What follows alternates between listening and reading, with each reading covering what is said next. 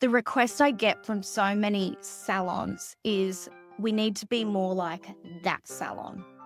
Always like, I am not your person. I pulled the business apart and went, okay, so now I've had the clarity to see being a little bit more 360. And then I start second guessing myself and thinking, oh, well, maybe it's just that I'm old. But also sometimes when the wheels are already in motion and you have to put the brakes on and stop, that's really hard and scary when things stop feeling right. And so you kind of think, oh, shit, I'm on the train. I'm just going to have to keep going. Dressing Gown CEO. Welcome to the Dressing Gown CEO podcast that is real, raw, and celebrates authenticity. Today, we are going to discuss a mixture of business, life experience, maybe a little bit of inspiration, and share some stories of resilience and tenacity.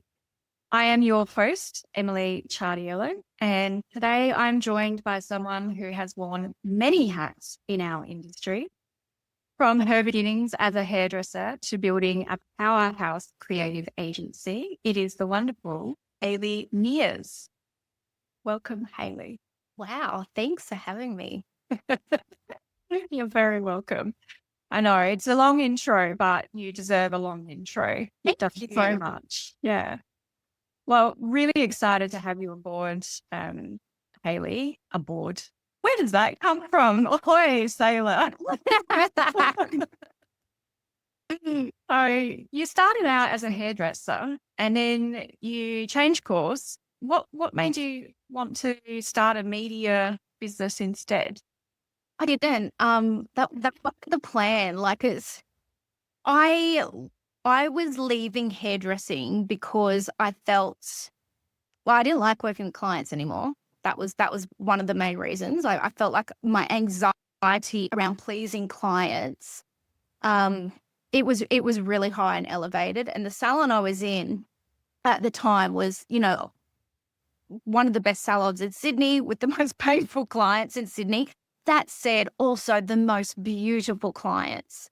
Probably 4 or 5 of them are still my closest friends today, like clients that I used to look after in the chair. Yeah.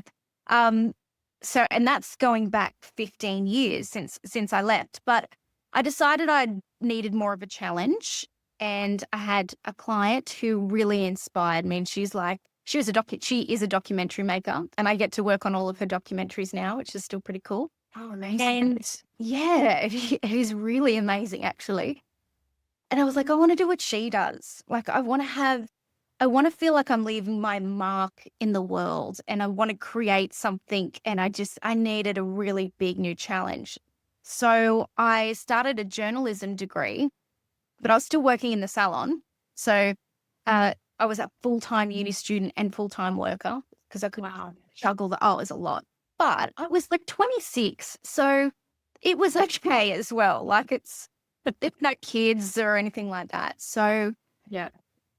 started that, and then there was just no jobs for journalists anymore because bloggers were it. And I was like, crap, I have to pivot and change. And my old boss, Sandy Chong, said to me, look, can I throw some work at you? Can you look after my Facebook and some marketing for me just while you're doing uni and all of that sort of thing? And I was like, yeah, I can do that. And within probably a week to 2 weeks of doing that, I went, this is where I need to be. This is going to be my business. Amazing. So cool. So Sandy Chong was your old boss, and she was the one that asked you. Yes. Yeah. Wow. I did Yeah. not know that. Yeah. So I did my apprenticeship with Sandy. Yeah. And then I went overseas. Then I was in Sydney. And still to this day, she is one of my closest friends. And yeah, we got to work together. She's retired now, but pretty much this whole time. And she's been one of your biggest cheerleaders as well. I do see, Sandy. She has been. Yeah.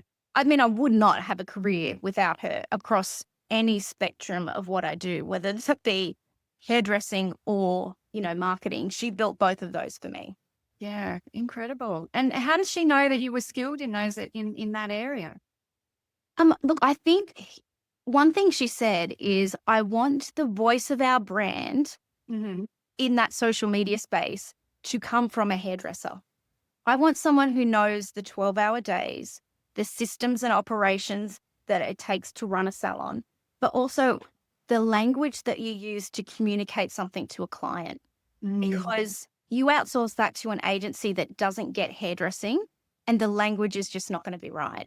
Yeah. And we're going to get questions about, services. And I want someone who can just answer them and know.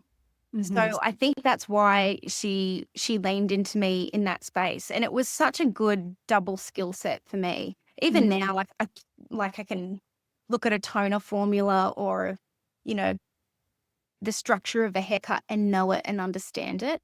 Yeah. So I can write about it and promote it the right way. Yeah. Yeah, because you have that knowledge that definitely puts you, above those other agencies that are just coming from a different industry or don't have that kind of knowledge. So that definitely shines through. Yeah. Yeah. Yeah. So if your daughter Billy was asked to describe what you do for a living, full sentence, I wonder if you've asked her this question. What do you think or fear she'd say? Well, someone had asked her this question. Okay. And she was in kindergarten and she said, my mum packs boxes. Because in that PR space, we're always sending out goodie bags to people. And the packing of the boxes is a big deal. And I would do it overnight while on the kitchen table so I could talk to her and she'd just always see me packing these boxes. Yeah. But now she looks over my shoulder at the computer and she sees the design work. So I think she would say she's a designer. Beautiful. She would say something like she's a designer for shampoo. We work with so many different product companies. Well, I bet. I mean, and that's what makes you that multi-talented creative hub as well, because you have worked with so many different agencies. Yeah. What is the strangest or most unexpected request a client has ever thrown your way? Oh God. Look, there's been a lot to navigate there. I mean, I have clients that, really want to utilize their star power, the celebrities that come into the salon. Yeah. I'm like, I don't know that is a good idea. There's been a couple of times, and God, I was so lucky, where there was one particular celebrity and I went, I just don't think this is right. I just don't feel like this is a good idea. And that celebrity went to jail. And I thought I listened to my gut on that one. Wow. Okay. I mean, there's that, but I feel like the requests that you get that are really strange, that across my career, they were the ones that happened in the salon more so than what happens in that marketing space. Yeah. Okay. So when you were a hairdresser? Yeah. Some of them, I remember this one client, she was beautiful and I loved her. But she did say to me, the way you applied my tint last time made my haircut sit funny. And I'm like, look. So my boss would cut her hair and I would apply the tint. So it definitely was not his fault. It was the way I put the tint on that ruined her haircut. There was just some crazy stuff like that. And you're like, Wow. I'm not even going to argue this one. I'm like, okay, all right, I'll apply your tint better. Is that what you sent to her? You just said, okay, I'll Oh, okay. Well, yeah, thanks for that. I'm just going to be really particular. Yeah, I didn't fight it a lot of the time. It was just so much easier to roll with it. That's hilarious. But the other thing, and it's not like a weird request or an unusual request, but the request I get from so many salons is we need to be more like that salon. Always like, I am not your person, because we don't copy what other people do because their clientele is different to yours. Yeah. I get it all the time. Really? Yeah. Less and less now, but Yeah. when, social was really blowing up, probably more so around 8 years ago, they were all competing with each other. They have this many followers. They do this many posts a day, and that's their offer. So we need to do that. I think people are comfortable now to be in their own space and, listen to their actual clients, not the salon down the road's clients. Yeah, I think now people are beginning to realize whether they want to be an influencer, as in they want to be a salon that influences other hairdressers, or whether they just want to be a salon that actually influences their clients to come in the door and sit in their chair rather than, trying to do both or one. Yeah. And they're two different business strategies, and they're also two different revenue streams. Yeah. Yeah. 100%. Yeah. Yeah. I do think that salons these days are a lot more comfortable doing what they want to do. I guess because back then social media was still very new, and it was like, oh, well, if that's working for them, then I want to do that too. But it does interest me in the fact that we are such a creative industry. However, we do find out there that there are a lot of people who want to copy what else is already out there. So it's interesting, isn't it? Do you find that in your space? Because I imagine it would be so easy for another brand to just be like, that seems to have worked well for those guys. So let's just. Yeah, 100%. People love to ride off the coattails of other people's success. And I don't mind that so much. There's plenty of room for all of us. What I mind is when they say that they've spent years and years in research and development. And it's like, no, you haven't. All we did was grab a packet of our foils, send it to a factory and say, make this, but put my branding on it. Yeah. Which is fine. And that's really good for us because people will try other foil brands, but they come back to us because they realize that we are worth it and that we do more for them, for the industry. And our foils are different. They are what's going to help them be a better hairdresser. That it's not just another foil. And it's really interesting because we've kind of gone back to when we very first began Foil Me, and there was all the crap catering foil out there and all the hairdressers were using that. It's kind of like that with the pre-cut foil industry now, because there's really crappy, horrible pre-cut foil out there now. And so people are using that like they used to for catering foil. Yeah. So it's kind of done a 180. Yeah. That's really interesting. Yeah. I mean, it's not good for the industry. I mean, we're all about elevating the hairdressing industry, but yeah, it is interesting with the whole copycat thing. Do you find that happens with your agency? Like, do you have other agencies copying you? Look, I mean, I feel like we have a really signature style and a signature aesthetic that is uniquely us. So sometimes when I see something that I'm like, God, we could have made that. It looks so much like us. I just think what a compliment. But that's awesome that someone likes our style so much that they want to reproduce it or, do something similar. It makes me go, okay, we're in the right space and we're heading in the right direction. So it doesn't annoy me or really upset me in that space. Because if I let it get to me, I'd get really hung up on it. Yeah. So I just not give it the energy. Yeah, 100%. And I have learned that, putting the energy into other brands is not going to do you any justice. So you just go, you know what, cool. At least I know we've made it because we have all these copycats. Yeah. So if your Instagram feed, speaking of Instagram, if it were hairstyles, which cut or color trend would best describe your design style, do you think? I would right now, as in, because, fashion and hair fashion is super transient. It'd be a really kind of messy shag haircut with a pinched fringe in the center that kind of swoops over the cheekbones. Beautiful. It would, yeah, and it would be pink because everything that we've kind of done with our brand has always had a touch of pink in it. And Yeah. I just feel like that's authentically us. So I would say that would be, because that would be what I would want to wear if I could. Yeah. Yeah. That's awesome.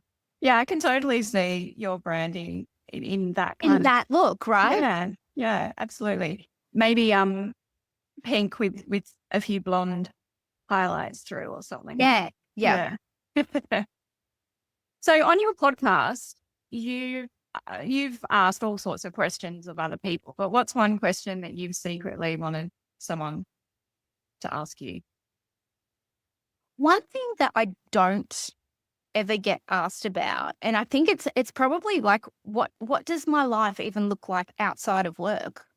Like Yeah. no one's ever asked, and that's okay because maybe they don't care. But you know what I think it is? I think it's the whole teacher thing. You know, how kids would see you outside or you would see a teacher outside of school and you're like, "Hey, what are they doing? Are they shopping?" Yeah. Like, you know what I mean? Like people just think that that's you and it's and that's all you are kind of thing. So yeah, tell me about that. I mean, like, I just think I really differentiate like my personal life and my work life in such a big way. And my Instagram is that. So if you go onto my personal Instagram, you won't see any work stuff because Yeah. it's just, that's just a category of me that sits over there. And then all my work stuff is very different. So, yeah, and the biggest part of my life is my personal stuff. And that's, you know, my husband and my daughter. And I love talking about them, and they have nothing to do with, you know, work or hair or anything like that. So I don't get a chance to ever talk about them. Well, let's talk about them. What does your husband do? He is a project manager. So he works in construction and he builds hospitals and stadiums and like really large scale Wow. infrastructure. Yeah. So that's what he does. And obviously it's a completely different scene to what I am in. But Yeah. yeah, he's a really smart guy. He started out as an architect. So he had that, we were both in these like creative design based fields. Yeah. Wow. And then very much like me in hairdressing, I think we both went, you know what would be more lucrative?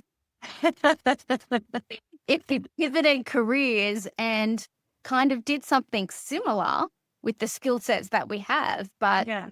something that was better for money. Yeah. Wow. So yeah, and I have no shame in saying that, like, to me, like, I wanted a more comfortable life. So a lot of the decisions around my business growth and scalability have always come down to, like, you know, what can I do to, you know, make my business healthier?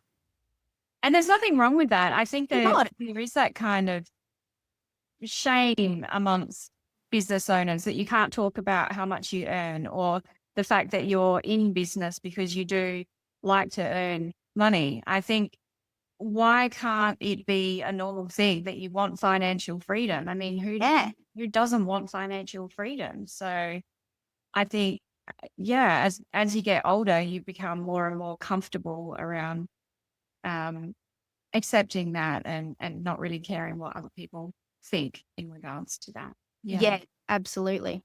Yeah.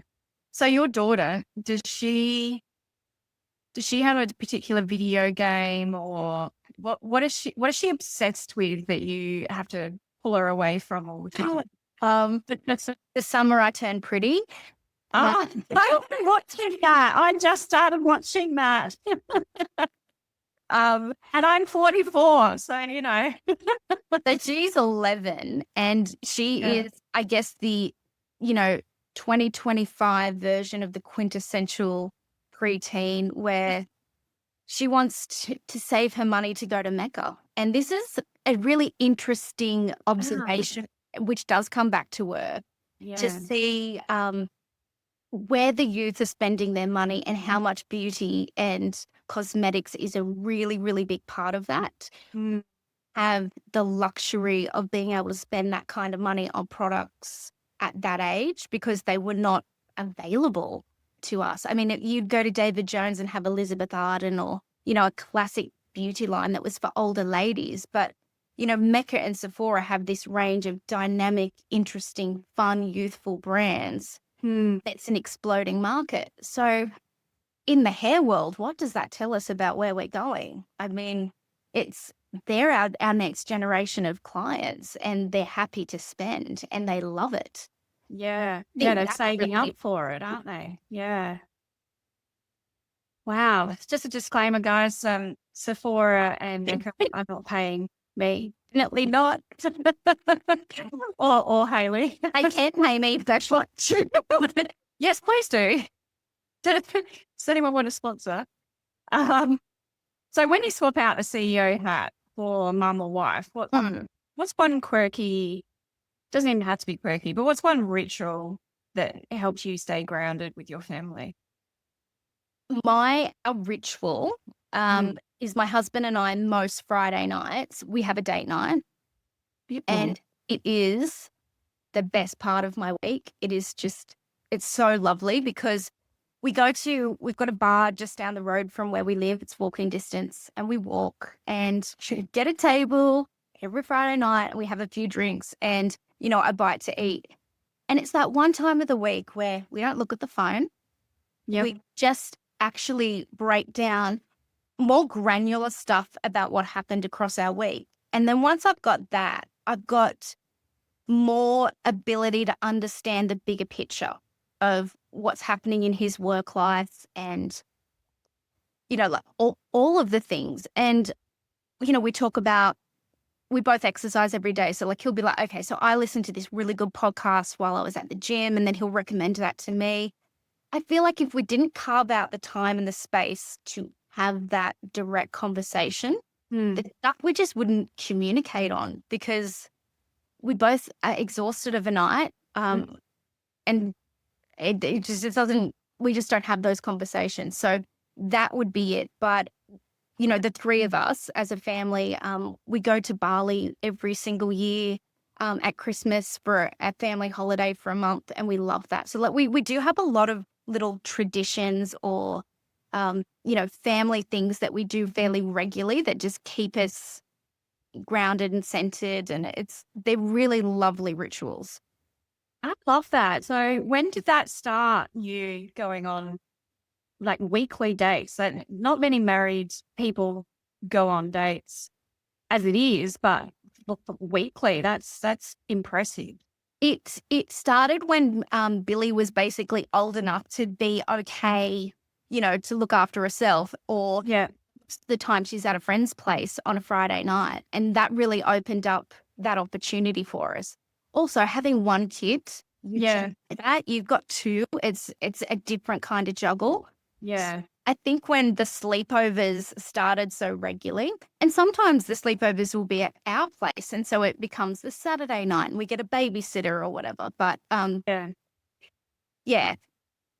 probably been the last year. It's been a fairly constant every single Friday night. Yeah.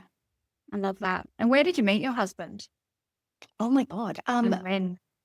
Well, we've been together forever. So it was at an 18th birthday party in the year 2000 that we officially met. And his best friends from school were my friends through, netball and various things. And we still have that same group of friends today. Oh, that's awesome. It's pretty awesome that my closest girlfriends introduced me to my husband and 25 years later, we're still this great core group. I love that. That's so cool. Yeah, my husband and I, we met in 2001. So, yeah. Yeah, very similar. So, and that's the thing. You have this amazing relationship with someone pre-technology. Like you've experienced all the errors together. And the fact that you can work as a couple throughout those many errors and you've traveled heaps together and had technology and not had technology. And that's pretty cool. Yeah. Yeah, it's definitely been been a journey. It doesn't feel like 25 years though. Does it feel 25 to you? No. Yeah. So I'm 42. So it's like, wow, we've Okay. been together longer than we weren't. Yeah. Crazy, isn't it? It is. Yeah. I mean, what's half of 44? That's 22. So yeah, over half my lifetime now. Yeah. I've been with Billy. Yeah. When Crazy. you put it like that in a percentage, you go, wow, that's I know. wild. I know. And then that age old joke comes up, or you get less the longer. Not enough.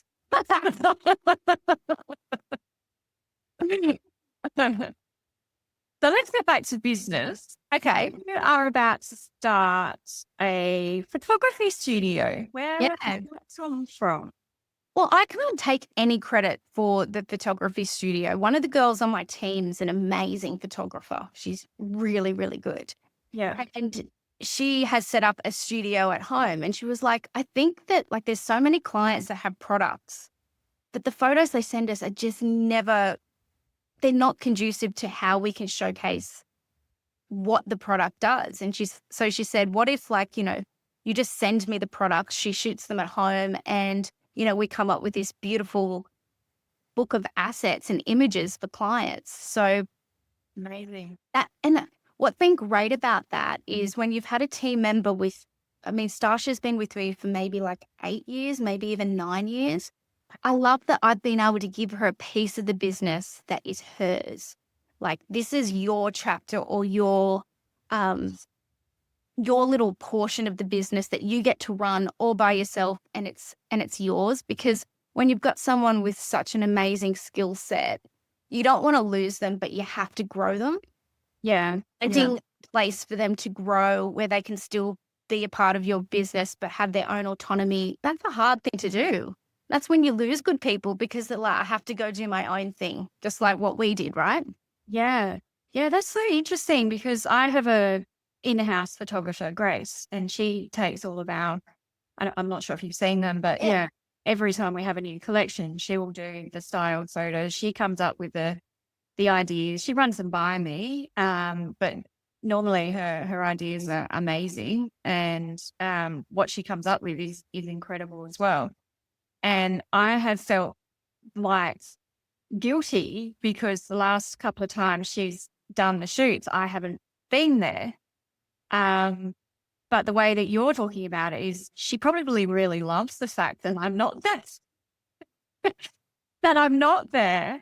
And I love the fact that I can trust her now to, have that creative freedom to do what she needs to do. Yeah, but that's an interesting perspective there, that she would obviously feel like that's her part of the business that she owns. And if I start to attend or interfere too much, that could, turn her the other way. So great insight, Hayley. Thanks for that. I think, look, I'm always trying to find ways. Leadership doesn't come naturally to me.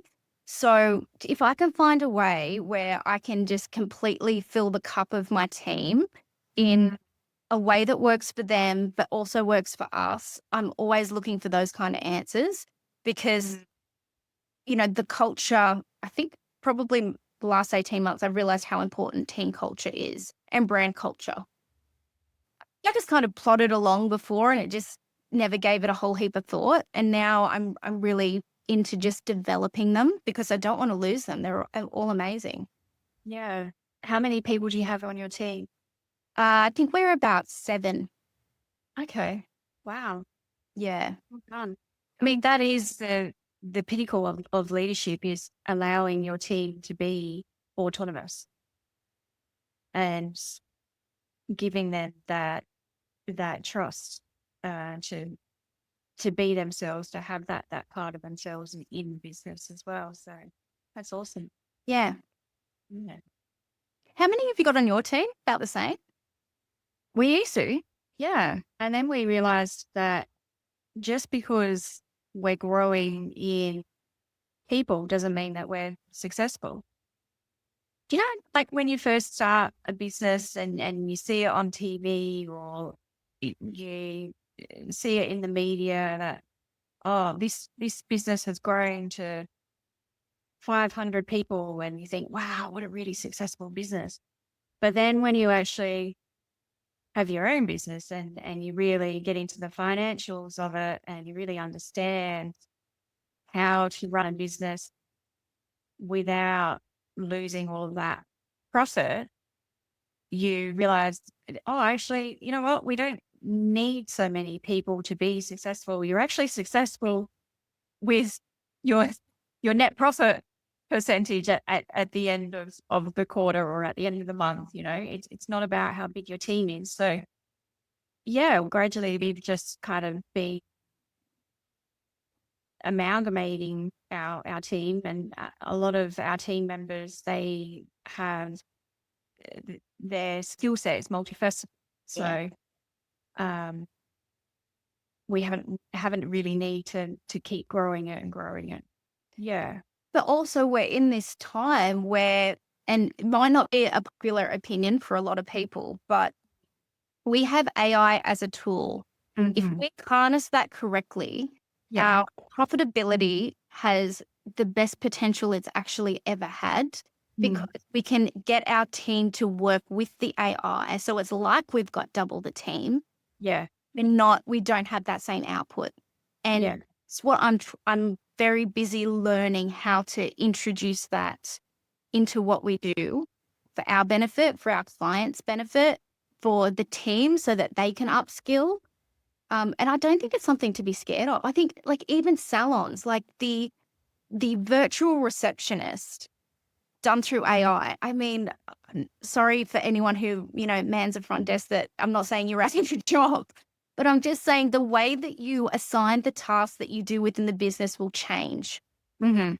and you'll get to do other things instead, and you'll grow other parts of the business. But there's automation that can do bits for you, and that's where your profit's going to be. Yeah, 100%. And, you know, when we first started using AI, our team were a little bit worried. They thought that they would be replaced. And we needed to reassure them that this is your assistant. AI is your own little receptionist assistant that can help you. It can research things that you need. It can write your ideas.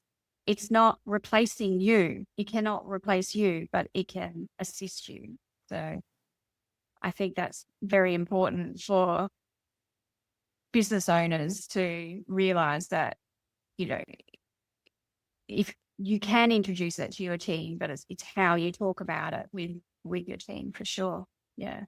I also think that if business owners aren't going to take that step now, you could, without sounding like I'm trying to put, the scare factor on it, it's going to be really, really hard for you to catch up in 6 months' time when, everything has kind of moved. You haven't implemented the procedures. You haven't got a sound understanding of how it works. And then you've got to try and jump on it. Mm-hmm. That's a lot of catch up to do. And I just think everyone needs to, start small, find a mentor that can help you in that space if you're not confident in it. But everyone needs to be doing it right now. It is essential. I don't think a business is going to survive without that implementation. Yeah, 100%. And that's why I've been learning, a workshop on AI at the moment, as tiring as it is. I think it's something that if you're learning something from scratch like that and you're not somebody who is very skilled in that area, then you do need to set aside time, but incremental skill building time. Not, okay, I'm going to study this for 6 hours and I'm going to know everything about AI. You got to split it up. Well, I do anyway. I can't sit there for 6 hours learning about AI. Yeah. Oh, absolutely not. No, incremental's the way to go. Yeah. I guess the thing around AI, and I was saying this to my mum the other day, like it's pretty much self-taught. Like I've really struggled to find education around someone guiding me through the exact parts of AI that I need to know about. So a lot of it's trial and error where I'm like, I'm going to have to give this a go, see what I learn. And, I've only been on one course face to face so far, and everything else has just been like, using AI to tell me how to use AI. Yeah, right. Yeah, I've just learned Chat GPT. It has that prompt one, the AIP prompt. Yep. Which we used to really nail down who our core customer was for the profile. So Yeah. that was really cool. What's one that you're using? So there's one called Vibe Code, which is an AI tool. And essentially think of it like you could do it in any AI platform. And you would say, what I want to do is, this is the prompt you would give it. I want to create, a customer journey sequence. And, I want to capture the client's details. And then I want to capture, what service they have. And I want to capture a little bit about them as a person. And you'd put in all of these different prompts and it would be a step-by-step thing. And then it spits out an app code, right? So you own the code to build the app of what you've just described. Wow. Cool. You can build an app in 10 minutes. It's not going to look sexy yet. You've got to have the design element at the end that makes the app look really beautiful. But then once you've got the code, you can put it into the App Store, Google Play, and that could be something that, a salon or any brand uses as a data capture tool. And that would integrate into so many other parts of your business with the various, zaps and APIs that you could link. So that's very, very new. Vibe Code is what it's called. That sounds very, very cool, Hayley. Yeah. AI is everywhere. Everyone's talking about it. It's, it can be a lot of noise, but what's one piece of noise in business advice that drives you mad that, what's one sort of timeless truth that you swear by? Oh, look, I try and avoid comparison at all cost. Yeah. Absolutely everything. So sometimes it's hard and you see people, you think, God, they got successful and they made it look so easy. And they, threw out some posts on Instagram and got 10,000 followers. And how did they do that overnight? Whereas you've slugged away for 10 years to get those 10,000 followers. Yeah. I try not to do that comparison. And it's hard, but ever since I've let go of that, I'm a calmer person. Yeah. And it's also been the best advice I've ever given as a mum, I think. Like, Yes. And that's what kids do, right? They use other kids as a measuring tool around coolness, around academics, around sports, around all of it. And it's like, you are never going to get anywhere by comparing your skill set to someone else's because we're all so unique. So I guess there's that would be one of them. But look, I guess in terms of the noise, I think you've touched on this when we've spoken before, and it's like sometimes you think with someone that has an amazing profile of success and they give you advice that you should listen to them because in your mind you think they're going to know more. They're better than you at business. So therefore what they're advising you to do is going to be the right way forward. And how many times I've listened to that advice coming from people more senior, more experienced. Yeah. They didn't know my brand like I do. Why was I listening to them? Yeah. Yeah. 100%. Like don't mix emotion with your business, or business shouldn't be emotional. And I'm like, get it sucks. Of course it's emotional. Maybe not for your business or the way that you run it. And it's maybe something that you heard some really successful person say, maybe Donald Trump, who knows, back in the day, when he was running the Apprentice. Did you ever watch that? I did watch parts of it. Yeah. Yeah. I'm pretty sure he said something about don't mix emotion with business. But for me, no, like Foil Me is very much like a third child. Yeah. Well, it was for a very long time. I'm now trying to separate Foil Me from Emily Charniello, as we talked about, and as you said, your private life is your family, and that is a very big part of your life. Yeah. Your business is your business, but your private life or your personal life is much bigger. So Yeah. I love that. I admire Well, that. it is. But that said, I feel like it's such a workaholic. Like I work 7 days a week. I work every single night. So Wow. yeah, I mean, as much as yes, I do completely separate the family time um, from the business. If you were to ask my daughter, like she even said to me this morning something like, "Why can't you just have school holidays?" And I'm like, "Because I have to work." "But why do you have to work?" "Because I have to pay the bills." And like I want to keep my team supported as well. I want to keep them employed. Like there's lots of reasons why I have to keep working. And I don't even, I mean, as a business owner, you go on holidays, I still got to process the pays. That doesn't stop. There's Yeah. always something to do. Yeah. So Yeah. yeah, it's great to keep it separate, but I'm also, A realist. yeah, totally, totally. There is no work-life balance. It doesn't exist. Well, for Yeah. me. Yeah.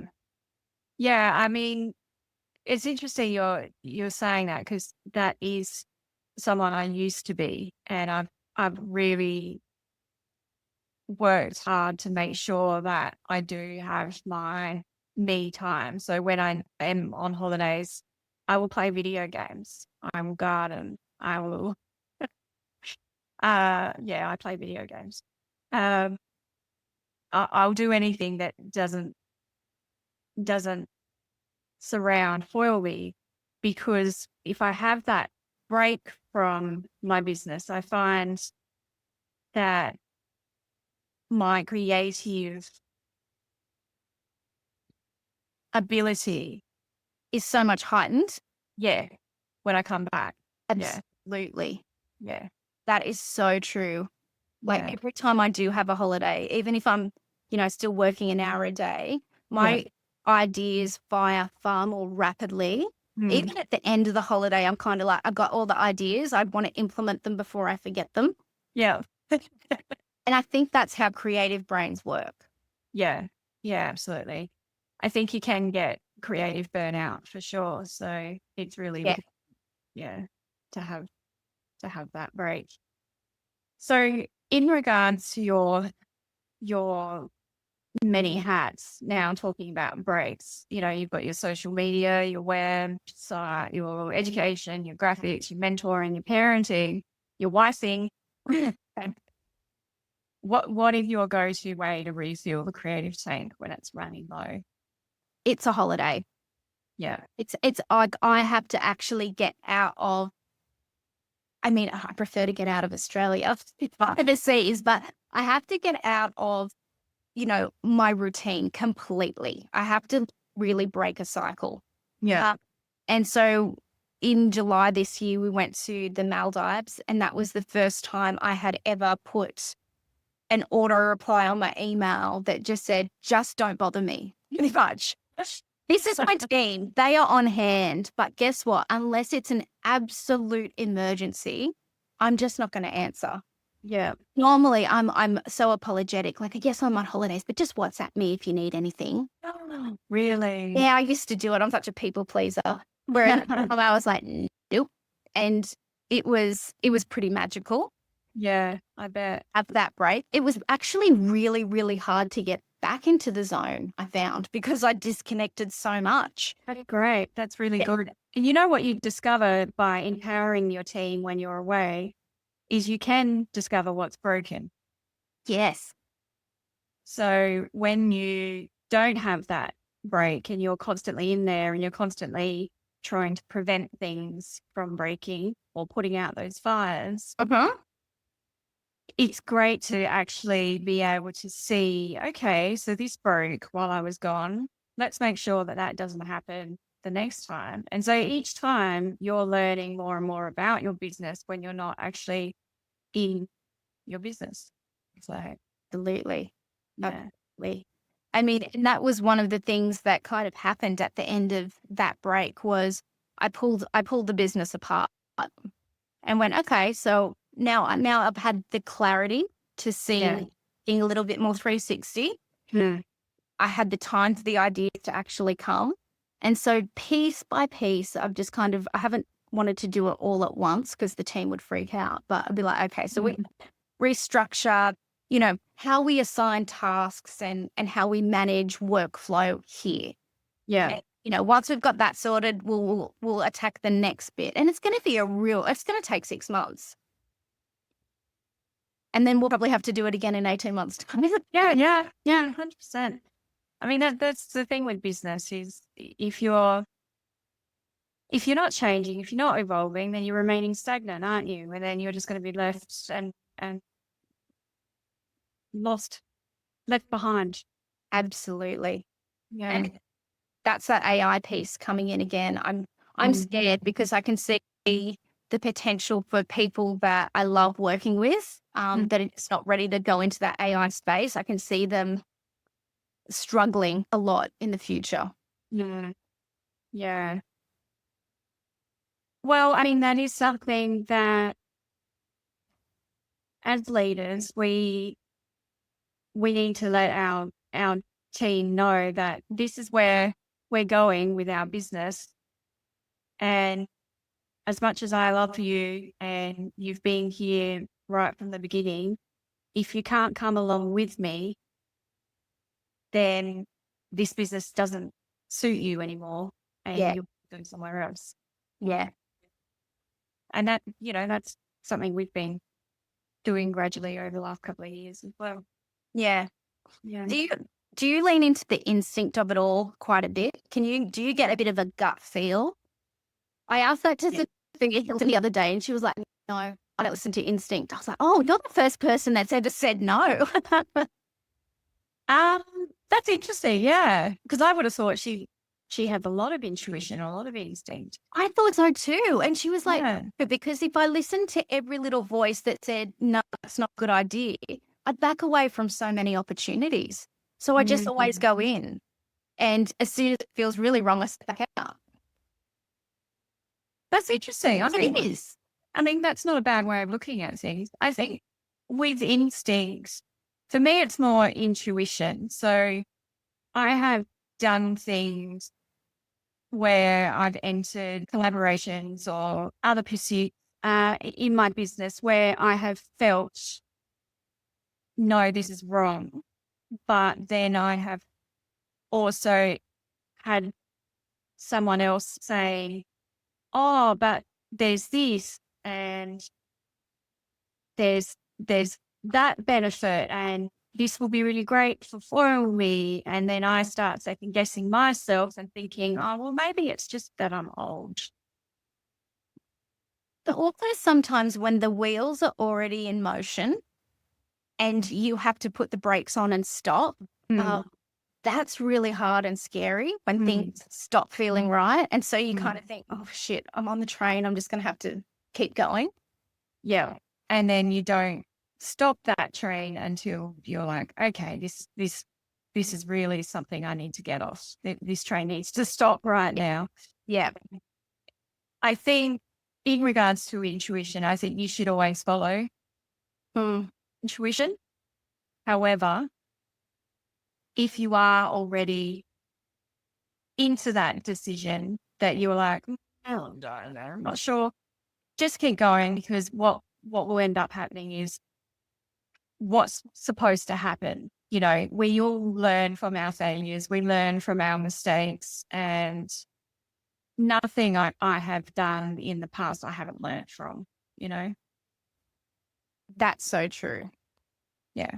I think we're tiny little ants in a huge bloody universe. Do you know what I mean? Sometimes we can get so wrapped up in ourselves and think that everything's so major, so huge in our life. When really, if you just take a step back and you have that retrospect, it's like not really a big deal. Like this isn't the be all and the end all of my universe. Yeah, But, yeah. absolutely.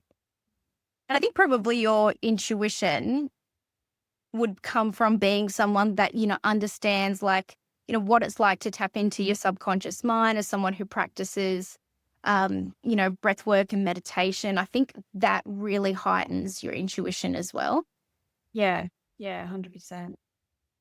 I think as well, like with yoga, you do the breath work naturally, don't you, with yoga? So you can become a lot more connected. I'm not sure if ideas come to you after your session with yoga.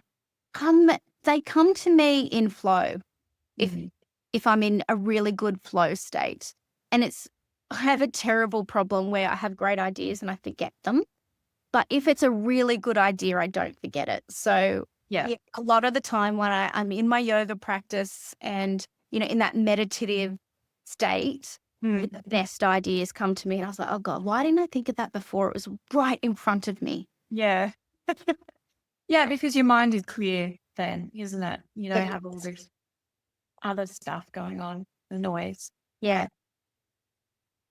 Wow. It's been a fantastic 2 hours, Hayley. It has. Guys, we actually did an interview for Hayley's podcast, Cutting Through the Noise. So that was Hayley interviewing me for that one, and now I'm interviewing Hayley. So this is actually we're in our second hour together now. So I have absolutely loved this chat, Hayley. You're proof that creativity and strategy can go hand in hand, and that business growth doesn't have to mean losing the core of who you are when you very first began. Mm. If you want to connect with Hayley, you can find her at Six Underground Media, or you can tune into her wonderful podcast, Cutting Through the Noise. I will link everything in the show notes. Thanks again, Hayley, for sharing your story so openly. And thank you to our listeners and watchers for tuning in. It's real, it's raw, it's the Dressing Gown CEO.